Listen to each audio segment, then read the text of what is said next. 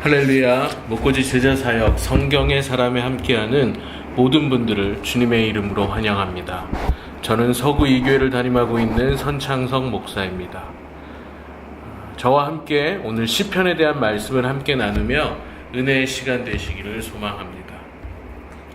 먼저 시편의 서론입니다. 시편은 양면성을 가지고 있는 책입니다. 시편은 성서이자 예배 전례이기도 합니다. 또한 성서에 속한 책이자 우리 찬송가와 예배문, 기도문에도 사용되는 책입니다. 역사적 관점에서 보면 시편은 고대 이스라엘의 예배의식에 사용되는 시가입니다. 그러기에 본서는 성경의 어느 부분보다 직관적으로 우리의 영혼을 울리는 성경 문학의 진수이기도 합니다. 총 150편으로 수록된 이 시편 모음집은 단순한 이스라엘의 기도와 찬양 그 이상의 의미를 나타내고 있습니다.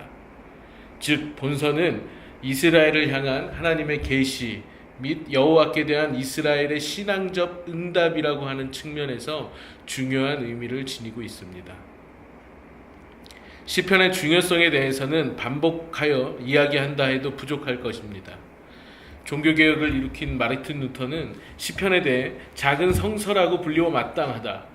성경 전체에 담겨있는 모든 것들이 지극히 아름답게 간략한 모습으로 담겨져 있다. 시편은 진정 뛰어난 안내서이다 라고 이야기하였습니다. 또한 독일의 유명한 신학자인 본회퍼는 시편은 성서 안에서 독특한 위치를 차지하고 있다. 시편은 하나님의 말씀인 동시에 얼마간의 예외를 제외하고 사람의 기도이기도 하다라고 이야기하기도 하였습니다. 이러한 거장들의 간증은 시편의 중요성의 핵심인 포괄성을 말해주고 있는 것입니다. 시편은 인간 삶의 복합성, 성서의 다양성, 구원론의 요소, 그리고 하나님과 인간과의 관계의 두 측면을 모두 포함한다는 중요성을 가지고 있습니다. 결국 기독교 사상, 예배, 그리고 행위에 미치는 시편의 거대한 중요성을 말하는 것입니다.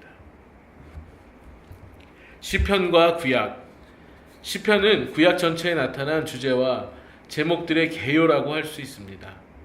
창조와 심판, 구원에 나타난 하나님의 놀라운 역사, 이스라엘의 역사, 인생의 법칙, 거룩한 도성, 하나님의 임재, 그리고 미래 다윗 가문의 구세주, 악인에 대한 경고와 의에 대한 격려, 인간 상황의 위대함과 비극, 영원하고 현존하며 도래할 하나님의 나라 등 이 모든 주제들이 시편에 나타나 있습니다. 시편과 신약. 시편은 동반 예언서인 이사야서와 더불어 신약에서 가장 많이 인용된 구약 성서입니다. 시편이 신약에서 빈번히 인용되었다는 것은 신학의 문학의 시상에서 차지하는 시편의 중요성을 입증하는 것입니다. 그러기에 시편은 특별히 기독론에 있어서 중요한 위치를 차지하고 있습니다. 시편과 공동예배. 시편은 늘 회당이나 교회를 위한 기도문 또는 찬송가의 경전이었습니다. 시편은 예배의식에서 교동문이나 영창 또는 찬송가로서 불려지고 낭독되어 왔습니다.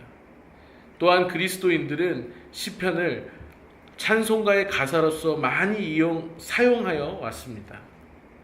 시편의 언어와 기능은 예배에서 사용되는 언어와 의식의 기초적인 자료인 것에 그 중요성이 있다 할 수 있겠습니다. 시편과 영성훈련. 시편은 개인적인 묵상과 경건이라는 면에서도 광범위하고 지속적인 역할을 해왔습니다.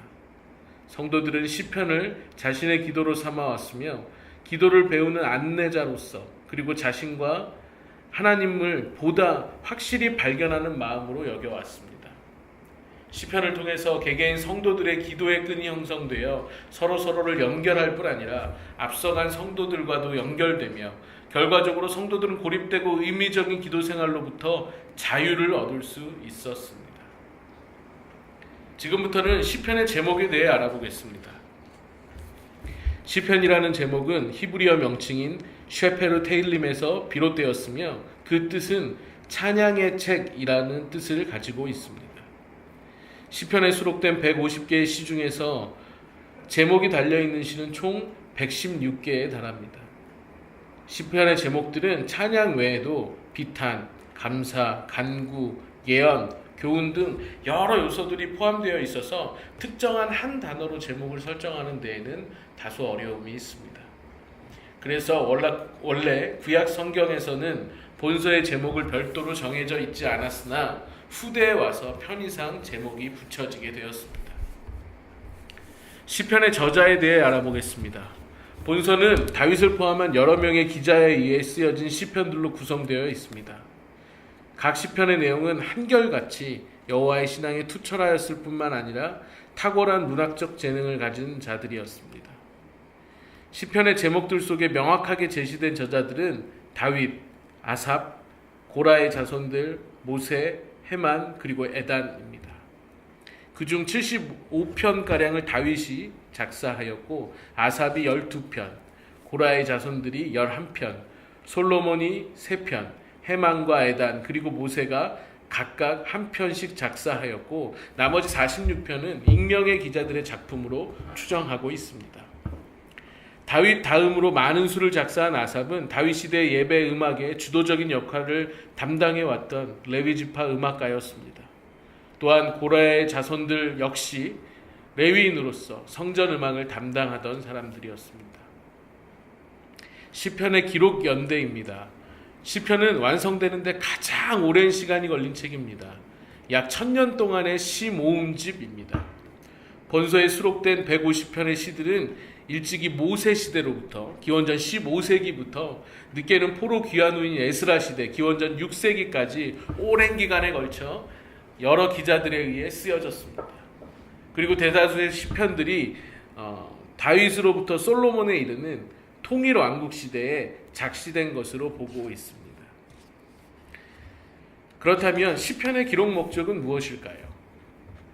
성령의 신령한 계시와 감동 및 이에 대한 기자의 진지한 신앙적 반응을 솔직하게 보여줌으로써 모든 세대에게 신앙의 도전을 주며 하나님을 찬양하고 기도하는 성도의 기본 도리에 대한 깊은 공감대를 형성시키고 바르게 하나님을 찬양하는 것을 위해 기록되었습니다.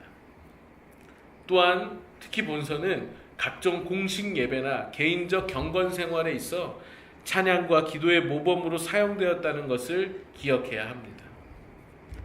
다음은 시편의 챕터별 주제입니다. 시편의 편집자들은 시편을 크게 5개의 챕터로 나누어 놓았습니다.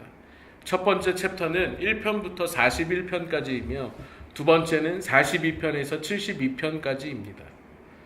세 번째 챕터는 73편에서 89편까지이고 네 번째 챕터는 90편에서 106편 그리고 마지막 챕터는 107편으로부터 150편까지입니다. 각 챕터의 주된 찬양의 주제를 간추리자면 첫 번째 챕터는 하나님의 신실성을 찬양하고 있으며 두 번째는 하나님의 전능성을 찬양하고 세 번째 챕터에서는 하나님의 주권성에 대해 찬양하고 있습니다. 네 번째는 하나님의 공의에 대해 찬양하며 마지막 5번째 챕터는 하나님의 사랑에 대해 찬양하고 있습니다. 이번에는 시편에 나타난 하나님의 이름과 성품에 대해 알아보겠습니다. 본서에서 하나님은 여러 가지 이름으로 묘사되어 있습니다. 특별히 여호와라는 단어는 700번 이상 사용되었으며 하나님께서 개인적으로 이스라엘과 관계를 맺으시고 구속해 주심을 드러낼 때 특별히 사용되었습니다. 그리고 엘로힘이란 하나님의 이름은 시편에 453번 정도 등장하며 주로 천지를 창조하시고 세계를 지배하시는 권능의 하나님을 묘사할 때 사용하였습니다. 그리고 마지막으로 아도나이라는 하나님의 이름은 54번 정도 등장하며 하나님께서 이스라엘의 주인으로서 권리를 드러내심을 나타낼 때 주로 사용되었습니다. 또한 시편에 나타난 하나님의 성품은 크게 4가지입니다. 첫 번째는 바로 하나님의 무한성입니다. 하나님은 천지를 창조하신 초월자로서 시간과 공간의 제한을 받지 않으시며 자신의 뜻대로 어느 곳에나 임재하시는 하나님이심을 나타내고 있습니다.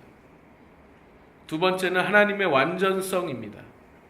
출애굽기 34장에서 이전에 모세를 통하여 계시하신 하나님의 완전함을 시편의 기자들은 계승하였고 그 완전함과 불변성에 대해 찬양하였습니다. 세 번째는 하나님의 의입니다.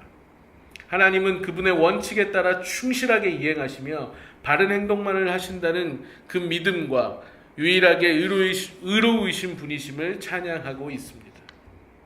마지막 네 번째에는 하나님의 인자하심과 거룩하심입니다.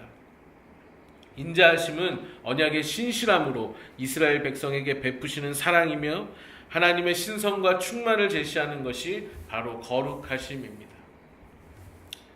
이제 마지막으로 시편의 중요한 신학적 관계에 대해 살펴보고 마무리하도록 하겠습니다. 첫 번째 주제는 그리스도에 대한 예언과의 관계입니다. 인류의 시주인 아담이 타락한 이후에도 하나님께서는 인생의 저주와 파멸 가운데 방치하지 않으시고 다시 인생들을 찾아오사 새로운 구원과 회복의 길을 제시하는 지극한 사랑을 나타내셨습니다. 이러한 구원의 섭리는 이스라엘 전 역사를 통해 나타났으며 본서는 이러한 자비로운 섭리에 대한 이스라엘 백성의 뿌리 깊은 신앙을 보여줍니다. 특히 다윗의 시편을 중심으로 하여 구원 섭리의 정점이라 할 수 있는 메시아에 대한 예언이 암시되었다는 사실에 우리는 주목해야 합니다. 이러한 대표적인 메시아 시는 시편 2편, 45편, 72편, 110편, 118편 등을 이야기할 수 있습니다.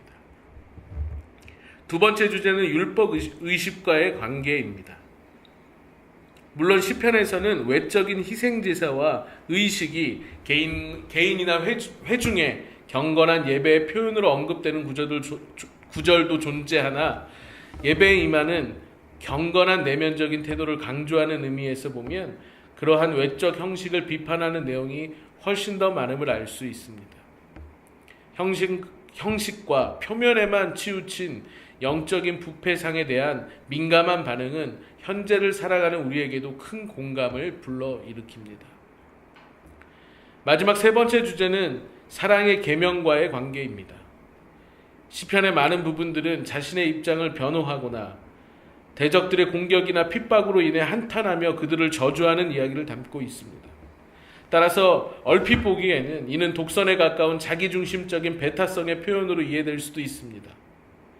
그러나 본서 기자들이 내세우는 자기 정당화는 하나님 앞에서 결백을 자랑하는 차원에서가 아니라 하나님이 정해주신 법도 안에서 경건하게 살아가고자 최선을 다했다는 고백으로 이해되어야 합니다. 이러한 고백은 자신을 온전히 하나님께 맡기고 하나님의 자비와 보호를 간절히 열망하는 데 그 기반을 두고 있습니다. 실제로 본서에서는 인생의 본성에 내재된 뿌리 깊은 죄성이 인식되고 있으며 참된 행복을 위해서는 죄에 대한 근본적인 해결이 선행되어야 한다는 사실도 명확하게 지적하고 있습니다. 여기까지 시편에 대한 간단한 개론을 마무리하려고 합니다.